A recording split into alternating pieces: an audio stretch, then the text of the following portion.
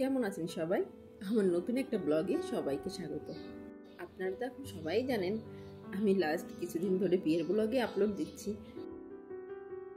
আসলে বিয়েতে অনেকগুলো ইভেন্ট ছিল তো তাই। তো আজ হচ্ছে বৈশাখীর আলতা সন্ধ্যা। তো আলতা সন্ধ্যার জন্য ড্রেস কোড ছিল রেড, এই জন্য আমরা সব মেয়েরা আসলে রেডি করে আসছি। আমি এসে দেখি সবাই মোটামুটি এসে পড়েছে। আসলে আমার তো আসতে একটু লেট হয়ই, যেহেতু দুইটা বেবিকে সামলে নিয়ে আমার আসতে হয়। দেখেছেন সবাইকে কি ভীষণ সুন্দর লাগছে, মনে হচ্ছে সব একজন লাল টুকটুকি পরি। আর রেড আমার পার্সোনালি ভীষণ প্রিয় রং, আর আমি সবসময় লাল কালার পরতে ভীষণ পছন্দ করি। আজ আসলে মেয়েরাই বেশি রেড পরেছে, ছেলেদের কথা হলো আলতা পরবে মেয়েরা, তো আমরা রেড পরে কি করব, এই জন্য ওরা তেমন আসলে রেড পরেনি কেউ। আর এদিকে দেখেছেন একজন আমার দাদার ছেলে আর একজন আমার কাকাতো ভাই, দুইটাকে যেন তামিল সিনেমার নায়ক মনে হচ্ছে। আর মেকওভারটা দেখেছেন, চোখে সানগ্লাস সাথে পায়ে স্যান্ডেল।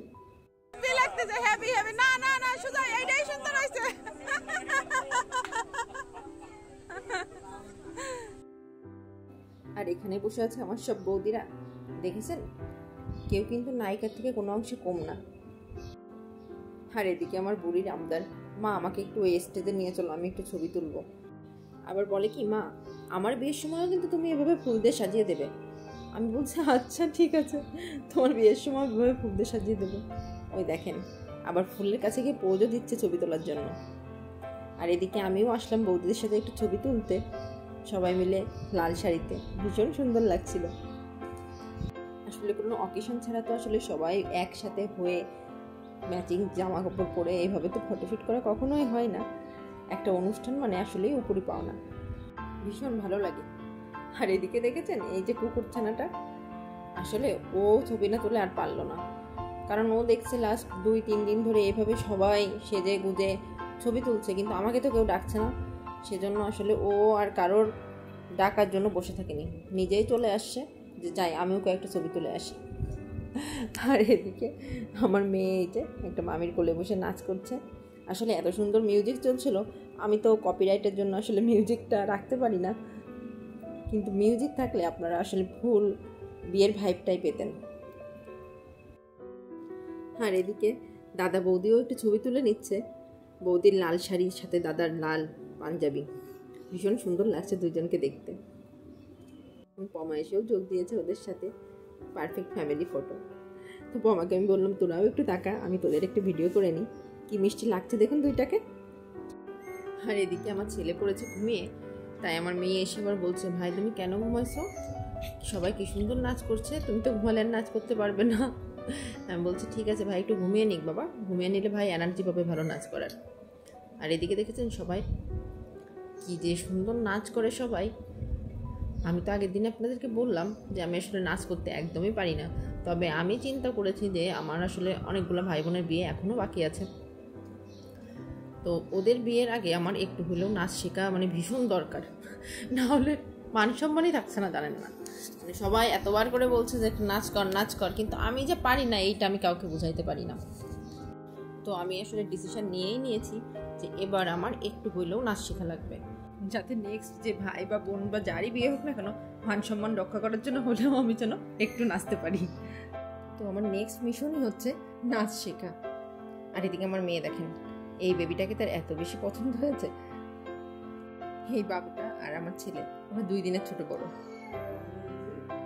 এই জন্য আমার মেয়ের একই কথা, মা দেখো এই বাবুটা একদম আমার ভাইয়ের মতো, তাই জন্য ও ওর সাথেই নাচ করবে। বলছে আসো বাবু আসো আমরা দুইজনে নাচ করি। ওই দেখেন ও ওর পছন্দ করছে ওকে, ভীষণ খুশি হয়েছে, ও যে একটু হাত পা ছুড়ে নাচ করলো এতেই আমার মেয়ে হ্যাপি। ছোট মানুষ তো আসলে বাচ্চাদের ভীষণ পছন্দ করে। আর দেখেন আমি নাচ না পারলেও কি হয়েছে, আমার বুড়িটা কিন্তু ভীষণ নাচ পছন্দ করে, মিউজিক হলেই হলো। আর এই বিয়েতে প্রতিদিন তো আসলে কোনো না কোনো ইভেন্ট থাকছে, আর প্রতিদিনই ও যাচ্ছে সাজুগুজু করে আর নাচ করছে, এতে ও ভীষণ হ্যাপি। বলছে মা এবার কিন্তু আমি দিদাবাড়ি রেখে আর যাব না, আমরা এখানেই থাকবো। আমি বলছি আচ্ছা ঠিক আছে তুমি থাকবা তোমার দিদার সাথে, আমি ভাইকে নিয়ে চলে যাব ঢাকায়। দেখি নাচের স্টেপ দেখে আপনারা কেমন বলতে পারেন, কি গানের নাচ হচ্ছে এখন। সবাই কিন্তু ক্যাটরিনা কাইফকে হার মানাচ্ছে, এত সুন্দর নাচ করেছে সবাই, আমার শুধুই বারবার মনে হচ্ছে এই যদি মিউজিকটা আপনাদেরকে শোনাতে পারতাম।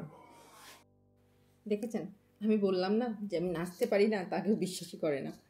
কি আর করব, যে ওদের সাথে একটু হাতে তালিয়ে দিলাম, অ্যাটলিস্ট কিছু তো করা হবে।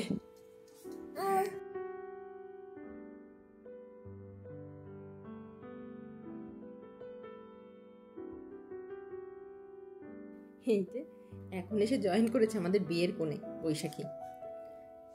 ও ভীষণ সুন্দর নাচ করতে পারে, আমি না আগে জানতামই না যে ও এত সুন্দর নাচ করতে পারে। আর দেখেছেন, লাল শাড়ি, হাত ভর্তি চুড়ি, মাথায় ফুল, কি ভীষণ সুন্দর লাগছে দেখতে ওকে, না ভীষণ মিষ্টি লাগছে। ও আপনাদেরকে তো বলাই হয়নি, বৈশাখী কিন্তু বাই প্রফেশন টিচার। ও বঙ্গবন্ধু শেখ মুজিবুর বিজ্ঞান ও প্রযুক্তি বিশ্ববিদ্যালয়ের বাংলার লেকচারার হিসেবে আছে। বৌদিই বলছিল বৈশাখীর অনেক দিনের ইচ্ছা যে ধুমধাম করেও বিয়ে করবে, তাই বৌদি বলছে যে জানিস না এত যে সুন্দর ডেকোরেশন হয়েছে, তারপরেও বলছে যে মা এখানে একটু এটা করলে মনে হয় ভালো হতো, ওখানে একটু ওটা করলে মনে হয় ভালো হতো। সত্যি অনেক সুন্দর ডেকোরেশন, সব কিছু ভীষণ সুন্দর হয়েছে।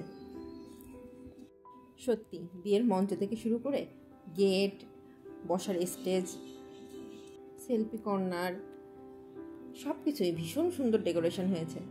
আপনারাও যদি চান আপনাদের বাড়ির কোনো প্রোগ্রামে এত সুন্দর ডেকোরেশন করতে, আপনারা কিন্তু এই কোম্পানির সাথে যোগাযোগ করতে পারেন। আমি কমেন্ট বক্সে ওদের অ্যাড্রেসটা ট্যাগ করে দিব। আসলে বিয়ে তো আমাদের সবার জীবনের অনেক গুরুত্বপূর্ণ একটা অধ্যায়, তাই তো সবাই চাই তার এই বিশেষ দিনগুলোকে স্মরণীয় করে রাখতে। এদিকে আমি আমার ছেলেকে কোলে নিয়ে একটু ছবি তুলে নিলাম। এখন আলতা দেওয়ার জন্য বসেছে আর কিছু ছবিও তুলে নিচ্ছে। একটু পরেই সবাই মিলে ওকে আলতা পরিয়ে দেবে। নতুন বউ আলতা ছাড়া তো আসলে অসম্পূর্ণই থেকে যায় সাজ, তাই না? নতুন বউয়ের পা ভর্তি আলতা থাকবে, সেটা দেখতেই আমরা বাঙালি মেয়েরা ভীষণভাবে অভ্যস্ত। এই ঝাড়বাতিটা দেখেছেন, ভীষণ সুন্দর লাগছে না বলুন? আজকের এই আলতা সন্ধ্যা আর তার সাথে এই ঝাড়বাতির মৃদু মৃদু আলো, কি ভীষণ সুন্দর যে লাগছে কি বলবো। এই যে এখন সব বৌদিরা মিলে বসে ওর 2 পা ভর্তি করে আলতা দিয়ে দিচ্ছে, কি ভীষণ সুন্দর লাগছে না দেখতে। ভীষণ সুন্দর কাটলো আজকের সন্ধ্যাটা। এবার আপনাদের থেকেও বিদায় নেব, দেখা হবে সবার সাথে পরবর্তী একটা ব্লগে।